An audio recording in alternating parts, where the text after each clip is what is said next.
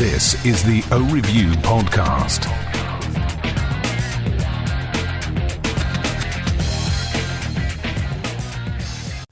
O-Review. Hello, welcome back. It's been a little while. I've done a few readjustments to my work schedule. As of 4 years ago, I started a business and I've been working my normal job plus that pretty much 12 hours a day plus driving and on Saturdays. So really I've had maybe like an hour a week that I could do anything, and then even then it was kind of stretching it to the point where that was always getting chewed up. So I've got some night help now, so I should be able to get home in the afternoon now, right after my first job, and maybe get a few more of these done. So what I'm going to do today is something I just got in the mail. It's something that's only been out for like a week or so, so it's sort of new. I can kind of get covering it sooner than later. And what it is the re-release of whatever they want to call it. They're calling it the Mumbo.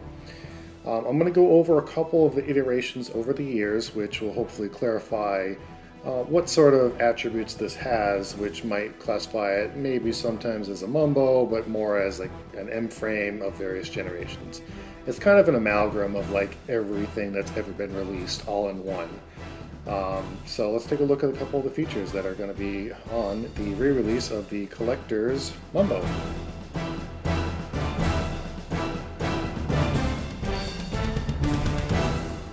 So the first thing we want to take a look at is the box that it comes in.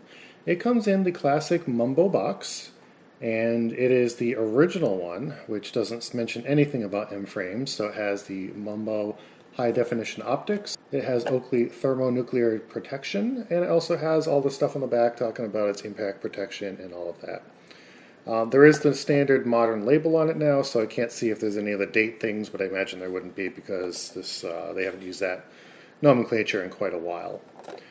But pretty much everything else is going to be clear. So I have the original Mumbo box, which is going to differ in a couple different ways.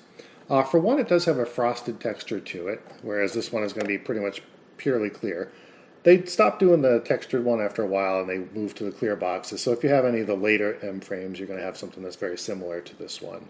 Especially even like the frog skins that came out are going to have something that's pretty much just a clear box. But it does have the same markings on it, so the front is pretty much dead on. I imagine they probably just took an original one and then copied it, because the guys there that are working on it now, they're doing a lot of research into the history, and they're able to really match things pretty exactly. So it looks like, yeah, actually, now that I just noticed it, it does have the copyright 1989 right on the back of it. So they pretty much took an exact replica of the original Mumbo box, and they replicated it for the new Collectors Mumbo. So I am sort of curious if they have that any sort of date system on the back, but I don't see anything. So pretty much I think they just took the standard markings and text on the back and copied it. All right, so moving to the actual pair itself. So there's a couple things that differentiate a Mumbo from an M-frame. And a lot of them are very slight, and a lot of them are also very date-based. I did cover this in my larger video where I covered all the single-lensed shield frames.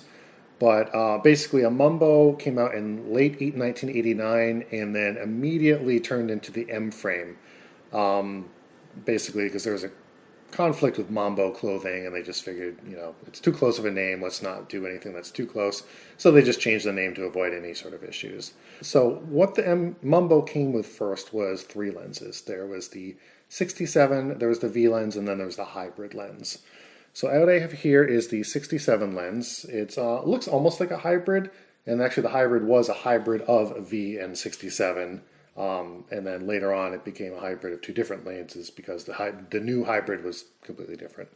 It also has the regular classic logo, and it also has an ear stem that stops right at the rubber.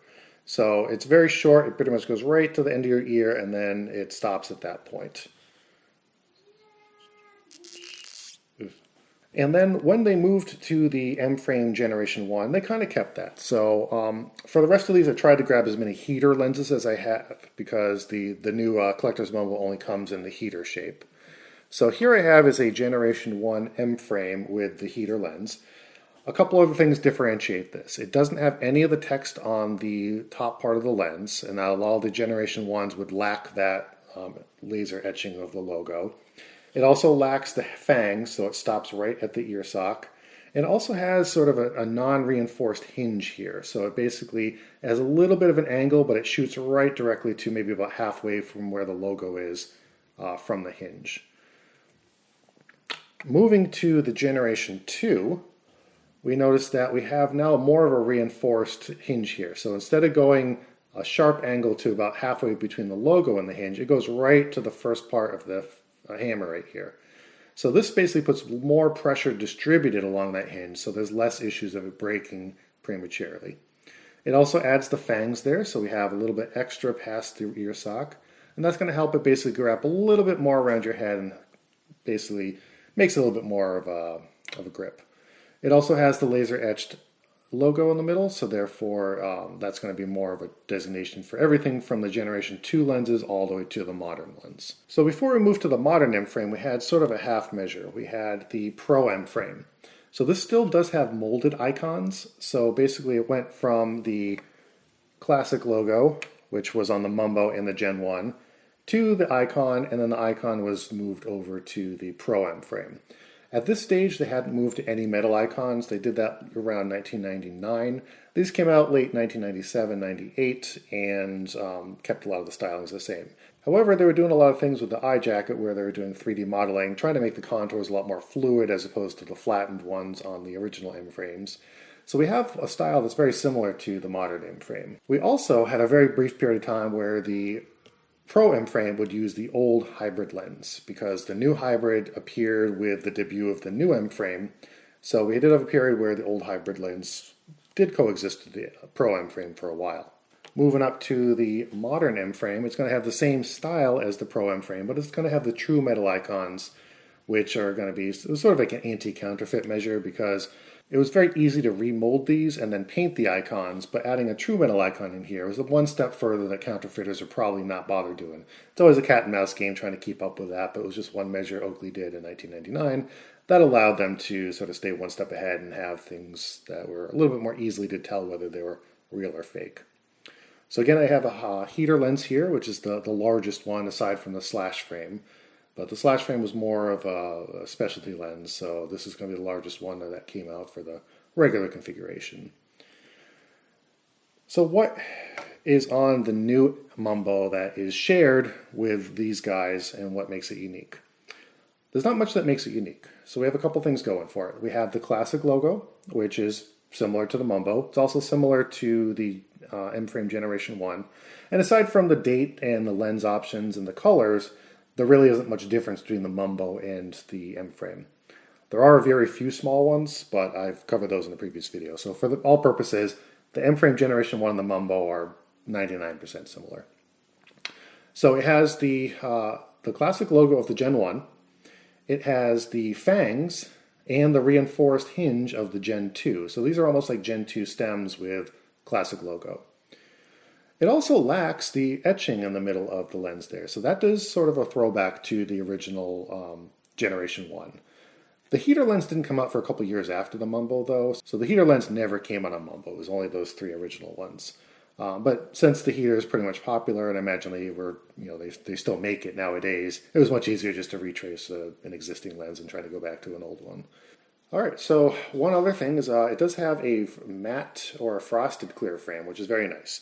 I imagine it also uses the newer O-Matter formula. So one of my issues with bringing back old frames is sometimes they bring back old technology, and I don't really like that.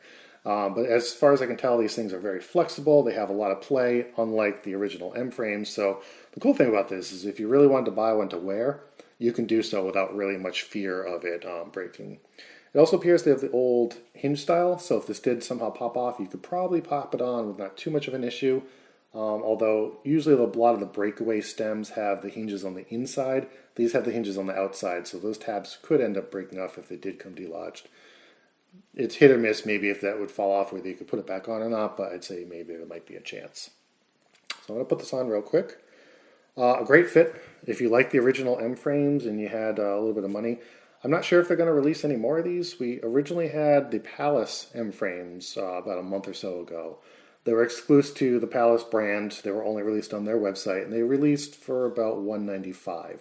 They sold out pretty fast. They sold, I think, in like 2 minutes. Their website was just like the staple one years ago. the website got flooded, everyone jumped on it, and then, of course, they were all scalped on eBay in a matter of minutes. These ones were originally released online and in person. So they're part of the Thermonuclear Productions collection, which is in Wave 2 at this point. Earlier in January, we had Wave 1. We had a lot of mainly clothing, which had like cockroaches and stuff on it. So now we're at Wave 2. There's a whole nother line of clothing and apparel and bags and accessories, but then they released the 2 Collector Mumbos in matte clear with Prism Ruby, and then also a matte black with Prism Black Iridium. The original Palace ones had like a matte translucent purple with positive red iridium, and then like a matte gray smoke with black iridium. So they were more on the plain side. So some of them were released in stores. They had about 10 stores total, which were each going to have 5 of each colorway. So 10 stores were going to have 10 physical models show up. And online, they also released them. That's where I got mine. I had a guy who is always on his game finding new stuff, so he was able to shoot me the link like the day before. And I saw him, so I hadn't intended to actually buy one, but then when I saw him online, I figured I got to jump on this. And I'm happy I did, because now I have kind of more examples of M-frames, and I always like to collect all the variations. So I jumped on them. They were $163 retail versus the $195 for the Palaces, which isn't great, but it's not too bad. I expected them to be much more, so I'm kind of happy that they were at that level. Finding them in stores was very tough because a lot of people were calling ahead, a lot of people were reserving them, and of course, the scalpers show up right away and grab them and throw them on eBay seconds later. The website lasted from, I'd say I got mine around 4 p.m. on the Monday they came out, and then by the next day, midday, they were sold out.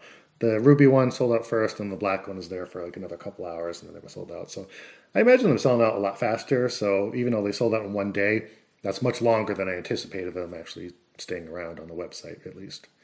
But they are sold out now, so unfortunately, if you are seeing this video and want them, there's not much you can do to get them aside from pay exorbitant prices on eBay. But I'm hoping that they do release some more of these. I hadn't expected anything after the Palace ones to come out, so there is hope that they might continue this.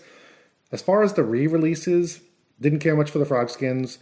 The Razor Blade didn't seem like a good idea, but this one actually seems like a decent re-release because it does use a lot of the modern O-Matter formulas. It fits great. It's sort of a classic design, which I'm glad that they kind of brought back. The new M-frame is still sticking around, but it's usually mostly on like the SI site and the military specs, so there is some staying power on that one. It's always sad to see something that's been around for so long disappear, but if they do bring that back, I hope they bring it back in larger quantities so we're able to grab a few more of them.